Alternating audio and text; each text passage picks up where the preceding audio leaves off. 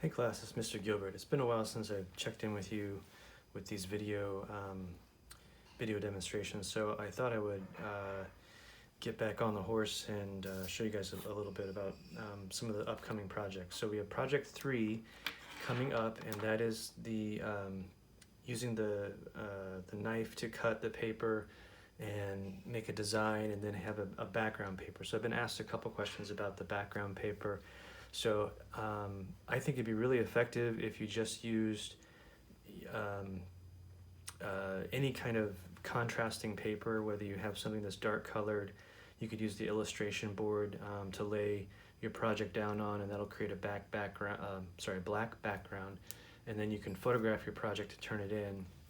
And then don't bother to mount it if you don't have the right paper just yet to do that. And then if you can go out and get to Hobby Lobby, or if they have anything at the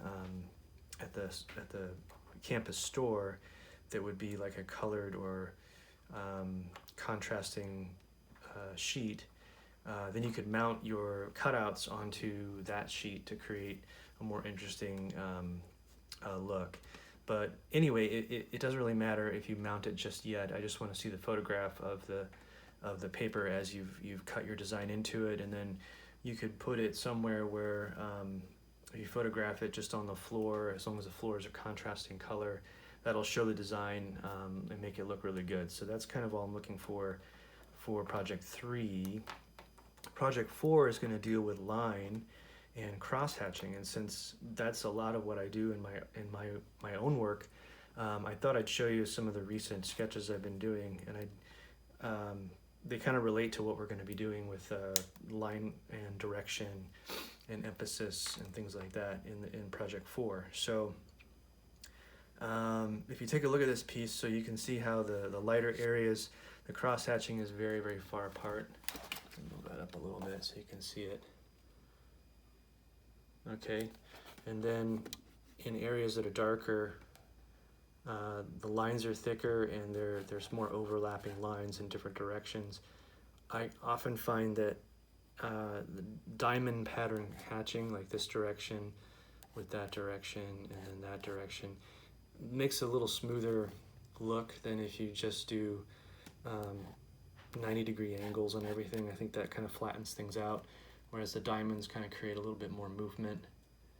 Okay, and then for the clouds in the background, you can see there's a lot of negative space, just left the areas white in between, and then using those parallel hatching marks across the sky creates an even tone and texture, right?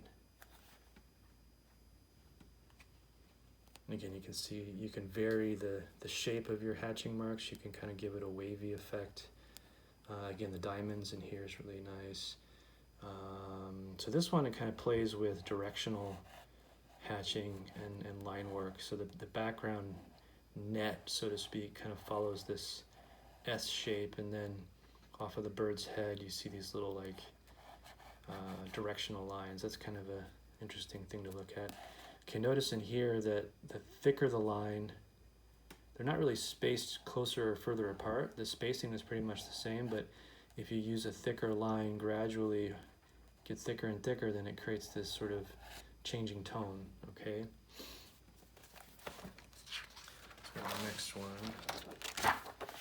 So similar, you can see a similar way I am using a lot of diamonds rather than 90-degree angles on the cross-hatching, varying the shape. Some of them get a little more freeform and messy, and others are very precise, and that's to create a different feeling. Let's see, so in here, again, the line actually tapers from thin to thick as they all go in there, and so that helps create that interesting sort of radial pattern.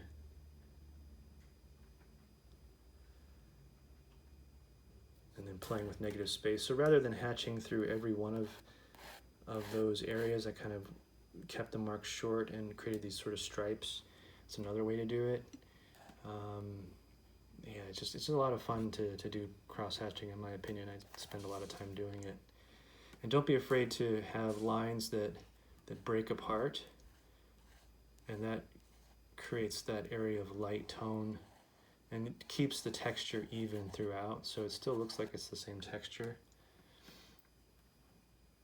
Okay, and this is a piece I just started recently, so you can see how it's coming along. I thought I'd do a little demonstration in a new sheet here. So like I said, if I'm gonna create an area of tone in this shape, going from thick to thin is kind of a nice way to do it. So I'm going to do this very exaggerated, but imagine this on a very small scale, as if my hatch marks are like this. They go thick to thin, and I can kind of emphasize that over there. That's kind of how it would look on your sheet, but if you magnify it, here's what it would kind of look like. So all of the strokes kind of do this.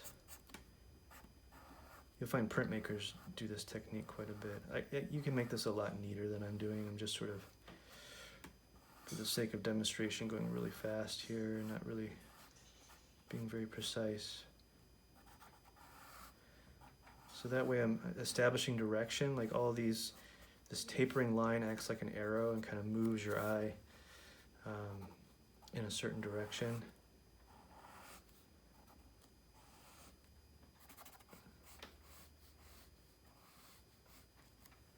Okay.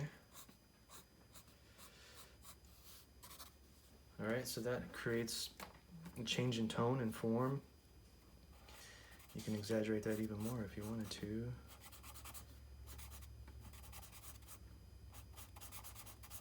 And that's kind of what's going on in, where did it go? Where is it?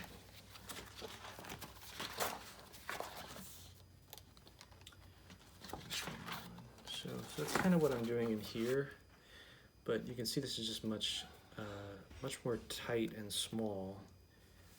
Actually, you can get a good look at it right there. Okay. And the other thing was breaking up the lines in order to make, so if I'm gonna create a series of hatching marks that go from fairly dark to fairly light, sometimes it's kind of nice to break up that line a little bit, and that introduces a lighter tone.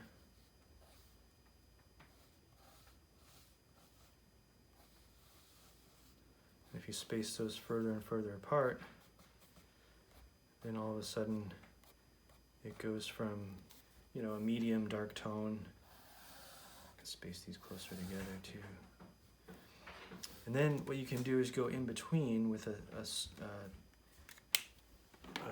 smaller line weight. So that's a thick line weight. In between you can use a smaller line weight and go in there. Again, this is not very precise. I'm going very fast just for demonstration purposes. I'm going to start breaking that up too. Okay, it's kind of hard to see on the video, but it's there. And then when we go on our angles, let's add some cross hatching that comes at an angle. And even then, I might even add some broken ends to it. Establish a gradual change in tone. Okay. Go in between those two.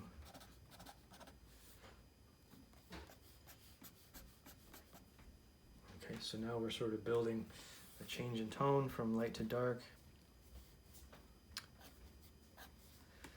Okay, and if you want to go darker still, we can go in the other direction.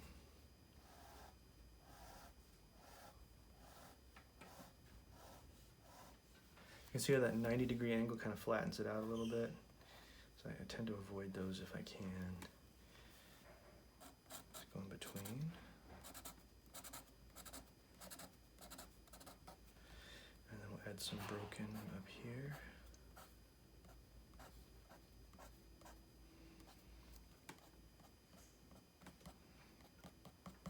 Okay, looking pretty good.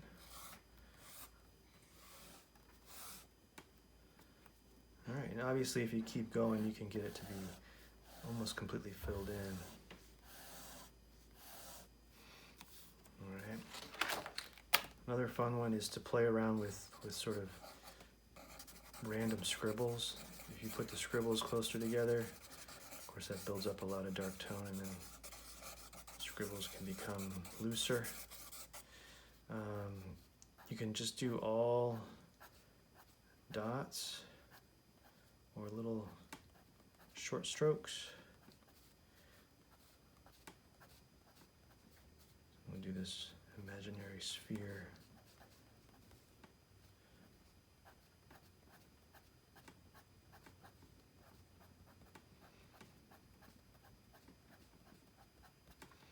And then there's the shadow underneath.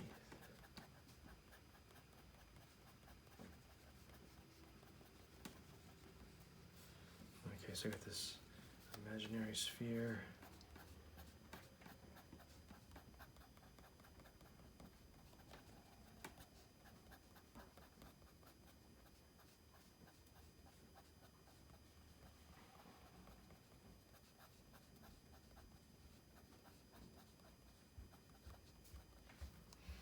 There you go. All right. And if we did that with hatching, it might look something like this.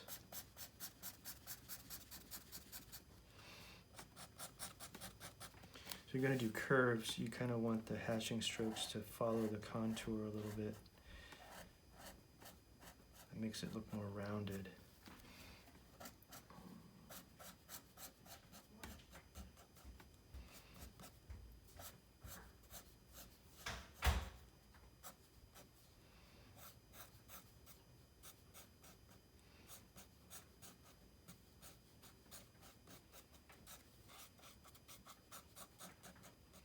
So if those strokes kind of follow the direction of the curve that we're trying to depict, that kind of helps move the eye around the surface in a very natural looking way.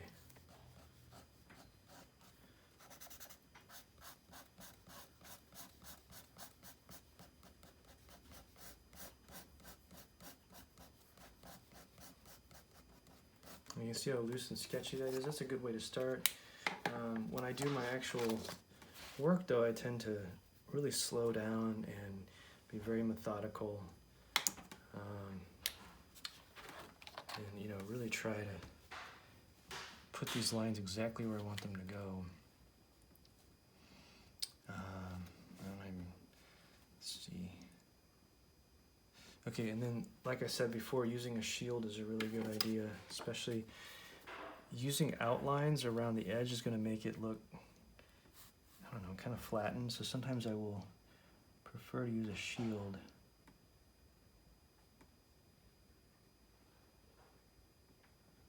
Just so I can protect the area that I want to have clean edge, okay?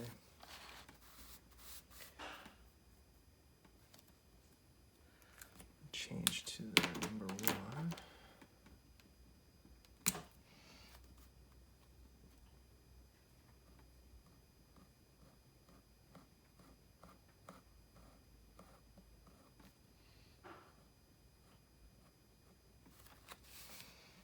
Okay, that's pretty nice.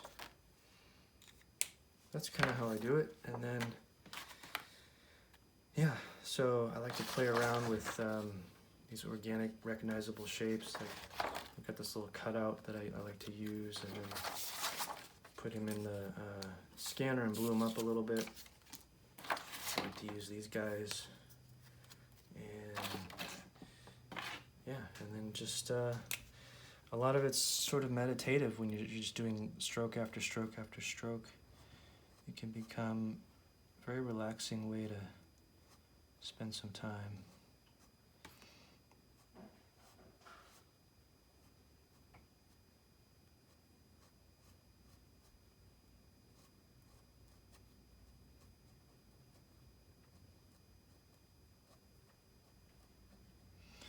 That's just a start, and then I'll go back in with some other number 2. So yeah, vary the line width. Like this is a thicker line going this direction, thinner lines going that direction. very tight, thin lines, lines that go from thin to thick and back down to thin. Like that just makes it look so much more interesting than if everything's the same.